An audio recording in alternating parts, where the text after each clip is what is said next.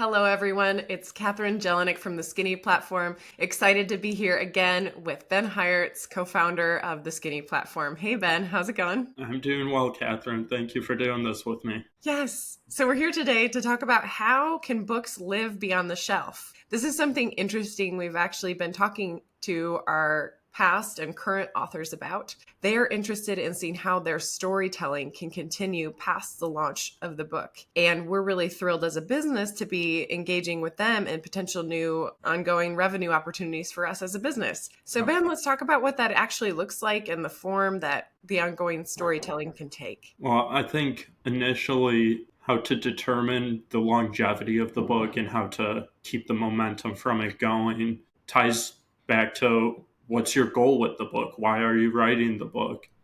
A lot of entrepreneurs will write a book to get speaking gigs, and that's how they keep the life of it beyond the shelf.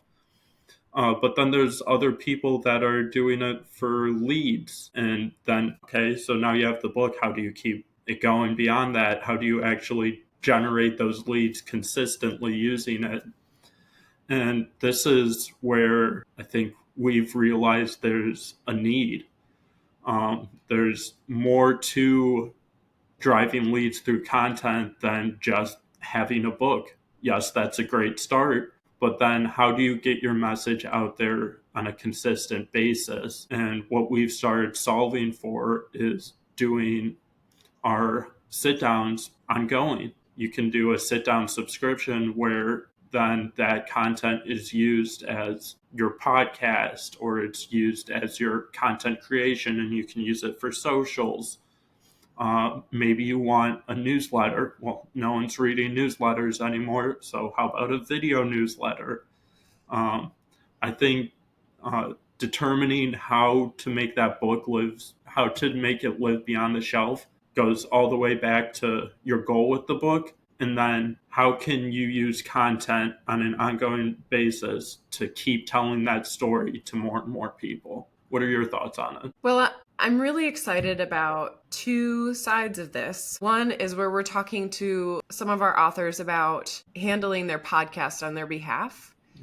And in that way, doing sit downs in the form of podcasts. So that's interviews as regular podcast video interviews. And I like the idea of keeping that human connection going to help that story to continue to unfold and allowing a third party, so us, do the interviews on behalf of the author and their company. It allows a different kind of engagement. They're not tooting their own horn in a way. And we're able to line up the different interviews and ask the questions and dig deeper and create a different environment for those people we're interviewing to share and reflect on the company, the culture, their experience with it, and create a space for that openness, hopefully safety, and ease of feeling comfortable in sharing their truth and their shared experience. That's what I love about it, is the continued shared experience and human connection of it, and getting a chance to really allow a company and a group of people in a story to shine, and that ongoing reflection of what was shared in the book to get hit on in new ways, new perspectives shared.